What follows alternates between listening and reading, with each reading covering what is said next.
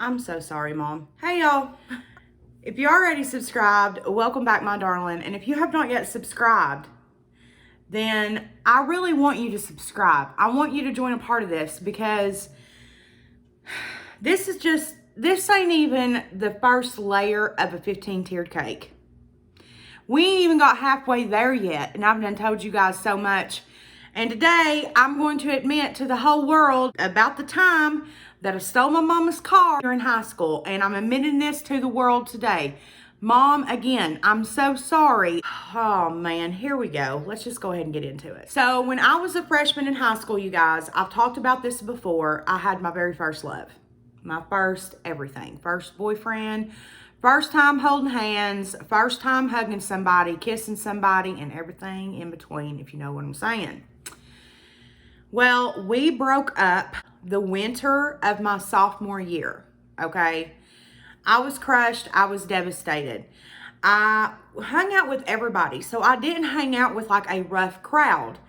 But your girl had this one in particular friend named Sarah that was just a really not the best influence. And at the time, I had been with like a preacher's son. Like, what we did for fun was like go to the lake or go to church, stuff like that. Like, he was very straight and narrow. So when we broke up, I wanted to go balls to the wall, full throttle. I wanted to be young, wild, and free. And buddy, I became a butt carrier like that. And Sarah was like fuel to the flame. After winter break, we come back. I can't remember exactly what time of year it was.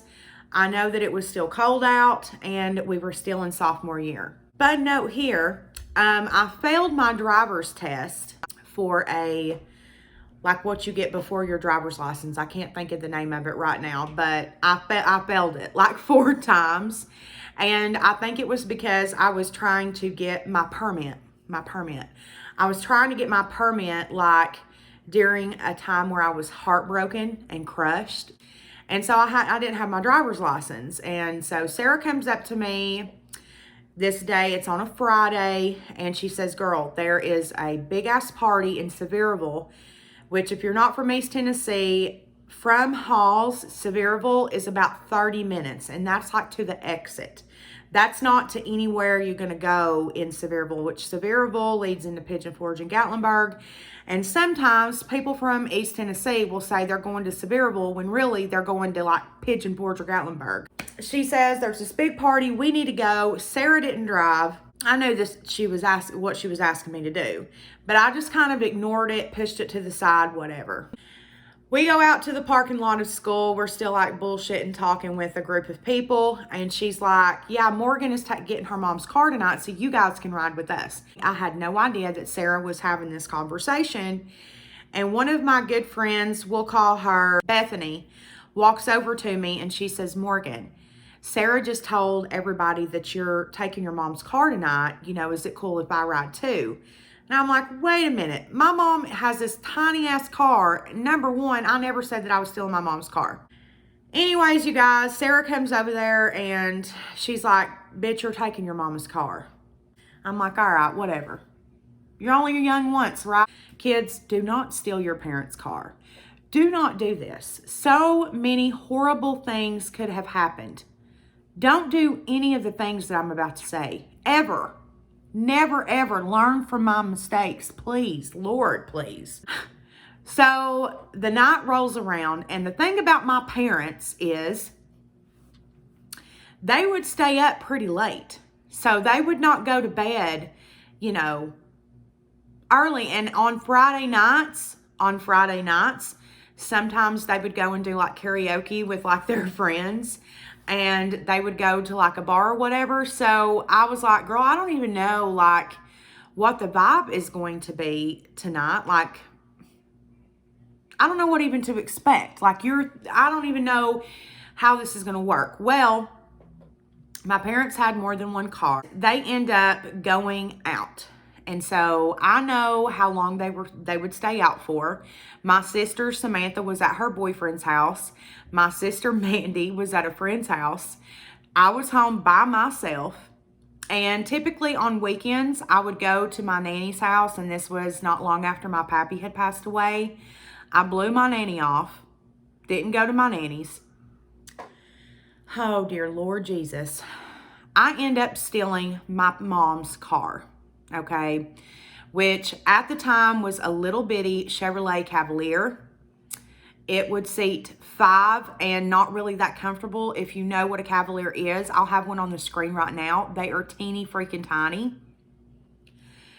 Anyways, I go and pick up Sarah and my friend Bethany, and we hit the road.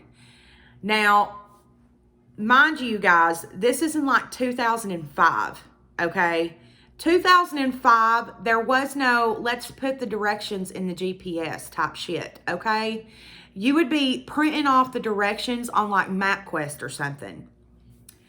Well, Sarah's friend had given her the directions. She said she knew exactly where she was going, and we start driving. We get off the Sevierville exit. Everything's going smooth, real smooth. I had my little Razor phone with me. We were good to go, you know, whatever. Dear God in heaven. You guys, we ended up driving probably 20 minutes off the Sevierville exit in a direction that I had never driven in before off the Sevierville exit. So typically when you get off the Sevierville exit coming from Knoxville, you would make a right to go to anything. If you're going to Pigeon Forge, Gatlinburg, or anything, really, you make a right. We made a left. We made a left. We went past like the Bass Pro Shop and the Smoky Mountain, like baseball park. We kept going straight on and on and on. Oh my gosh, went down so many back roads. We get to this party. You guys, there were hundreds of kids at this party. It was a huge freaking party. And I'm one of those people, even when at this point, okay, I was one of those kids where I couldn't have a good time because I'm worried to death that my mom and daddy are going to come home and see their car gone, and they're going to raise hell because they would have raised immortal hell. So I'm telling Sarah and Bethany, I'm like, look, you all can be ready at 1 o'clock in the morning, or y'all are being left, because I'm getting my ass home, because I want to get home in enough time for mom and dad to go to Waffle House and, you know, eat and get home. I want to be home. I want to be home. And you guys remember, like I said, it was colder weather. So if I have driven this car, obviously there's not going to be no dew or anything on the car. My dad would notice stuff like that.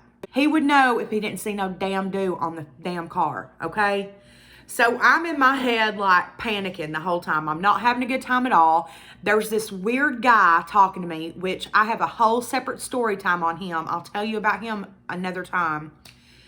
This dadgum weirdo next to me, like driving me insane. He's like trying to rub up on me. I'm like, leave me the freak alone. I'm not interested in you at all.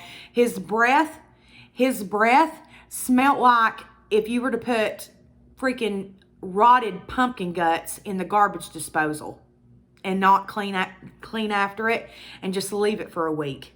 That's what it smelled like, rotten pumpkin sink juice. It was so gross. Sarah ends up getting tanked. She ends up getting absolutely tanked, which I do not condone drinking before your legal age wherever you are.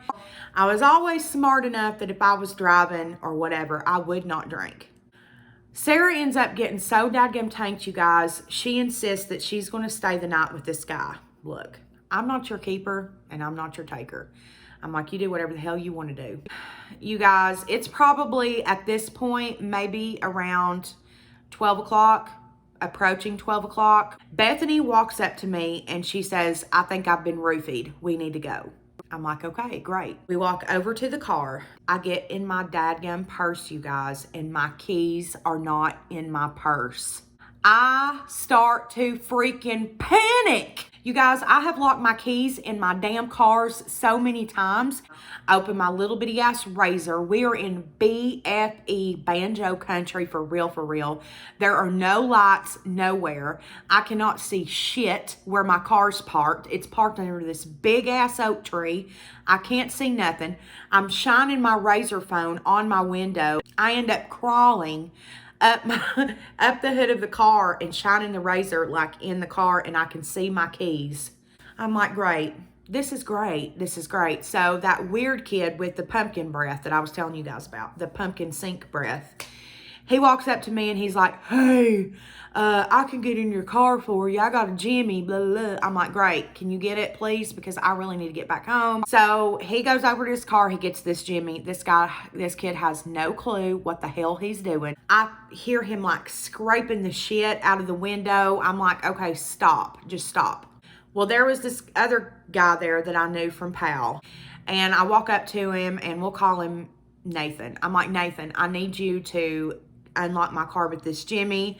My keys are in there. I've got to get home. My parents are going to be getting home. Bethany's been freaking roofied. She says, I've got to get the hell out of here. He goes over there. He's fiddling with it, fiddling with it, fiddling with it. I mean, you guys, literally an hour goes by. He cannot get the damn keys out of the car. You guys, this is when you know that you were in a frenzy. So Nathan, I guess just out of like, well, I wonder if she even checked, tries to open the back driver's side door and it opens right up.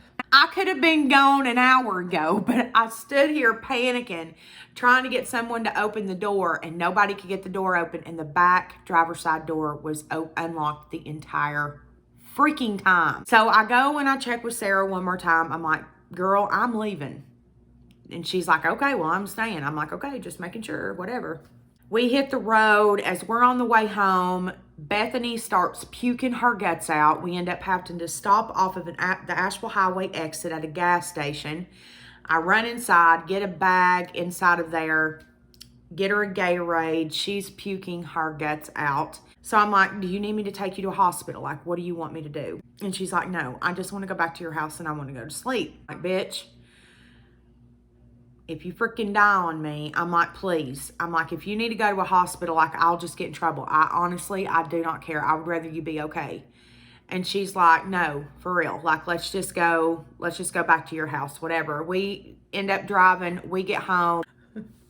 I end up taking grass, like yanking grass out of our yard and like wetting our windshield with it.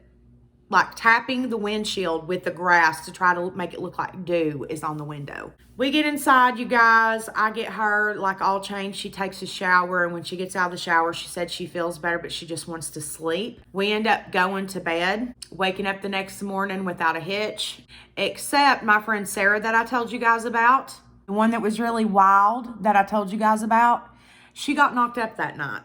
But there are 2 more story times that come from this one that I'm going to tell you guys at a later date. But yeah, that is the true story of the time that I stole my mom's Chevrolet Cavalier to go to a party that ended up not even having any fun at because I was tripped out thinking that my parents were going to come home and find out that I had stolen my mother's car. Please learn from my mistakes. Please, please, please. Do as I say and not as I do, because you honestly never know in the world that we live in today what type of party you're going to and what type of people might be there. But yeah, you guys, please do be sure that you are subscribed before you leave. And if there's any type of video that you do want to see, please do let me know in the comment section down below. I want to hear more from you guys and what videos that you enjoy the most from me. Also, if you are interested in this makeup look and you want to know how I achieved it, my social media is all linked down below. I go live on Facebook, Instagram, and everywhere else and do makeup tutorials for every video that I put up here on YouTube, unless I do my makeup in the video. It's on my social media somewhere. So please do go down in the description box and follow me. Yeah, you guys, I love you all so, so very much. And until next time, bye.